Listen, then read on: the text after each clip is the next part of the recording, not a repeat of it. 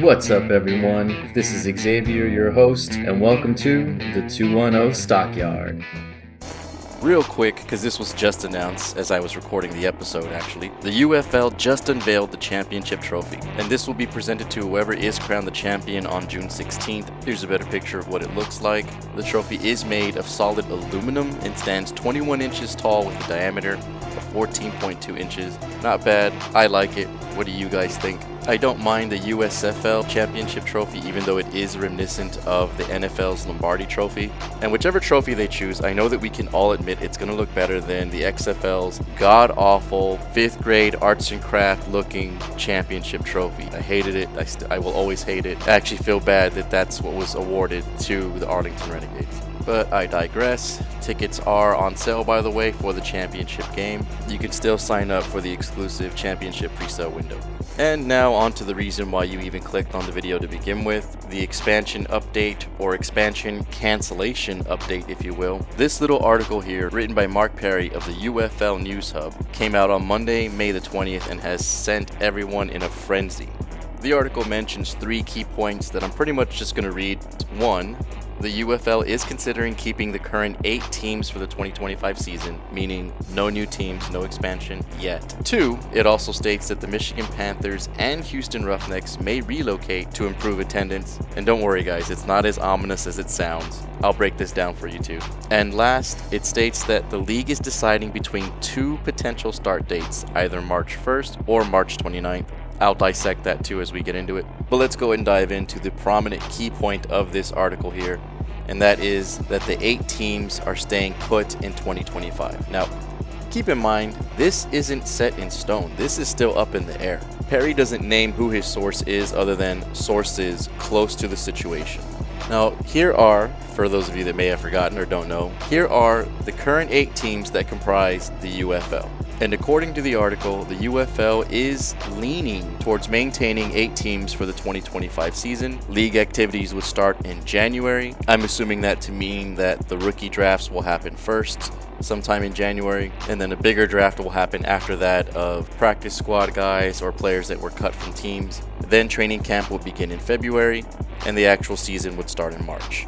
Now, I'll be the first to admit that the current season that we're in for the UFL was pretty much just thrown together. They rushed to get the deal done. They didn't really solidify all the details. Not all teams had their location locked in or ticketing locked in, so it was kind of a clusterfuck, to be honest. Which is why the UFL president and CEO, Russ Brandon, along with quote-unquote other decision makers, are wanting to use the 2025 season as a redo, or as they stated, a mulligan. Now, by referring to it as a mulligan, though, does imply that something went bad or wrong and requires a redo. Russ states that they feel that giving all 8 teams a full off-season to establish themselves in their markets/cities with legitimate marketing and ticketing personnel in place is the best course of action, and I honestly agree with that. The key factor here is the fact that the league's initial agreement with the Department of Justice when they approved the formation of the league was expansion. The league agreed to expand to 10 teams by its second season or second year. And according to the article, apparently there are factions within the UFL that are advocating for the 10-league team to happen. So in other words, there's some infighting within the UFL organization. It's split between team expansion and team no expansion, basically. A lot of drama, I know. The league basically needs to decide what format they're going to proceed with for 2025, and that format/direction needs to also be approved by the government regulations within the U.S. Department of Justice. Now, the article also states that the league is still formulating a 10-team format with a budget for 2025, just in case. So if negotiations fail or the government says, you know what, no, you're going to have to stick to the original contract, the UFL will be ready with a plan for a 10-team league going into the 2025 season. So who exactly are the warring sides? Like, what people are wanting what for the league?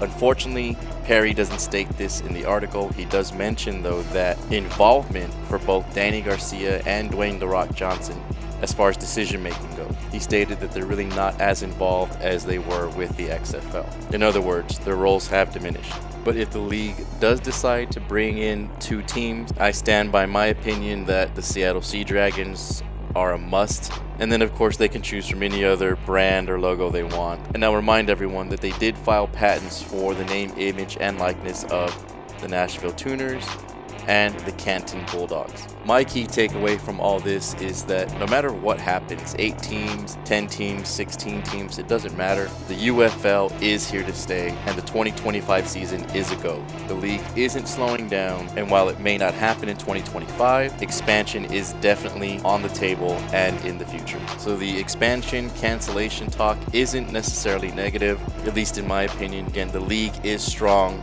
Moving on to the second key point of the article, it states that both the Michigan Panthers and the Houston Roughnecks are going to be potentially looking into relocating to improve attendance numbers. Now, the first city mentioned for relocation for the Panthers is East Lansing. And of course, the first venue that comes to mind is Spartan Stadium. It seats 75,005 people. Not a bad venue, especially when you compare it to the second best option, which I wouldn't even really call a best option, but it's Jackson Field. It's a baseball field. I'm not even sure that they can convert it for a football field. Jackson Field seats 7,527 people, and if it can be used for a football field, at least you know it shouldn't have any problem selling out.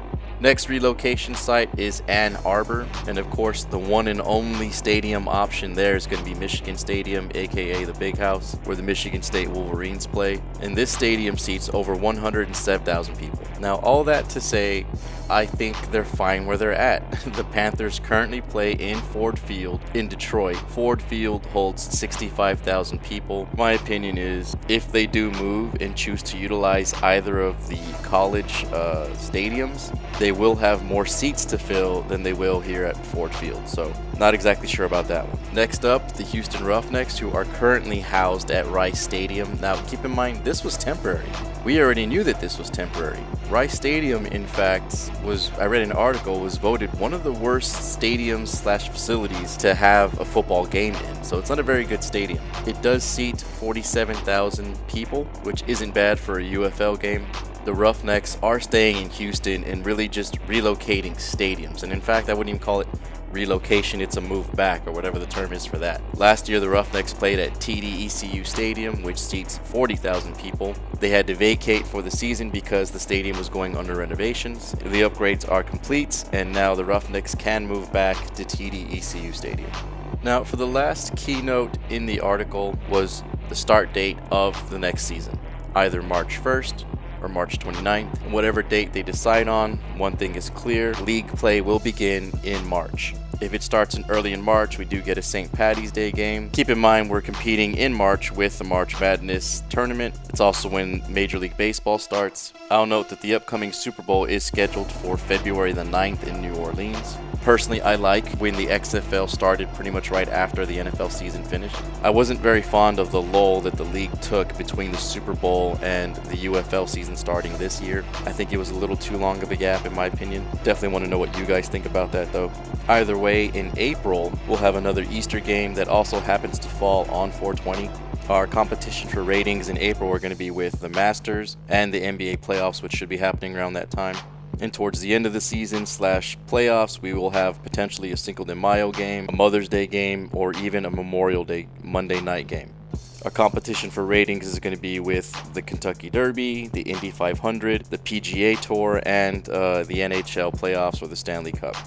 But what are your thoughts? What were your thoughts on the new championship trophy? Are you team expansion or no expansion for the 2025 season? Should the Michigan Panthers relocate? Playoffs are just around the corner. Thank you guys for listening as always. Please like and subscribe if you haven't already, and hit the notification tab as well.